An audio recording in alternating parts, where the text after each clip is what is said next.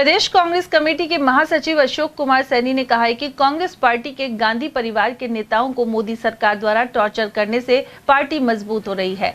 उन्होंने बताया कि गांधी परिवार को लगातार इनकम टैक्स, ईडी और सीबीआई के माध्यम से परेशान किया जा रहा है।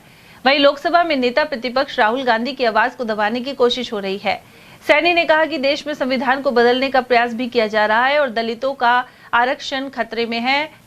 उन्होंने जातीय जनगणना नहीं करवाने, ईवीएम मशीन में घोटाले एवं बिहार में वोटर लिस्ट से गरीब लोगों को हटाने जैसे आरोप भी लगाए। साथ ही कहा कि भाजपा को कांग्रेस कार्यकर्ता मुंह तोड़ जवाब देंगे।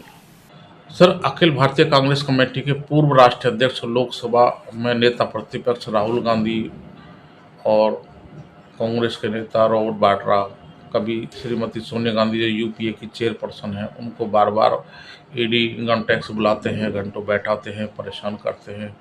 जांच के नाम पर कभी बुला लेते हैं, लेकिन निकलता कुछ नहीं है। आज तक जांच में क्या है कुछ ही को नहीं कुछ पता। तो अब मानसून सत्र शुरू होने वाला है। रॉबर्ट वाड्रा को बुलाया है, 6 घंटे बैठाया है। तो बार बार गांधी परिवार को परेशान कर रही है सरकार, है जो दबाने की कोशिश कर रही है। इस तरह के हालात है। आप प्रदेश कांग्रेस कमेटी के महासचिव हैं, क्या कहना चाहें, क्या प्रतिक्रिया?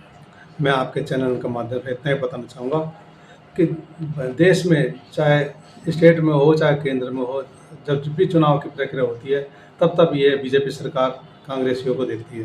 कांग्रेसियों में भी हमारे गांधी परिवार को ज़्यादा परेशान करते हैं कि इनको और कोई देखता नहीं है कि किसी तरह पे गांधी परिवार को, चाहे राहुल गांधी जी को, हमारे आदरणीय नेता सोनिया गांधी जी हो या रॉबर्ट वाड्रा साहब हो, इनको किसी तरह से ईडी के मार्फत या सीबीआई के मार्फत किसी तरह भी उनको परेशान करना है।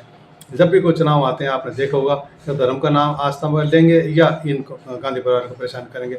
अब जल्दी इसी मानसून सत्र चालू होने वाला है। इसमें हमारे आदरणीय, हमारे जो लोकसभा में नेता प्रतिपक्ष आदरणीय हमारे नेता राहुल गांधी जी हैं, वो कुछ क्वेश्चन उठाने का है, तो उनको डिस्टर्ब करने के लिए ये सब इस तरह से कदम उठाए जा रहे हैं।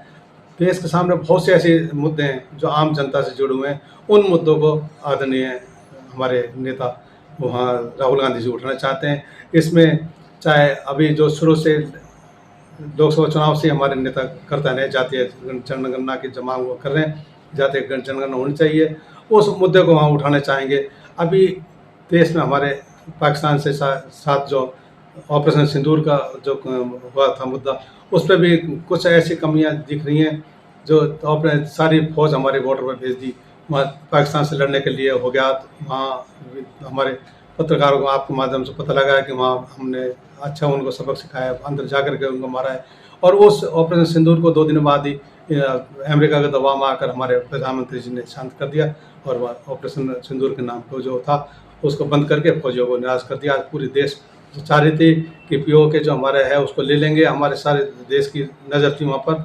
इस झगड़े से, इस लड़ाई से पीओ के हमारे वापस आएगा, लेकिन वो देश का जो सपना था वो सपना ही रह गया।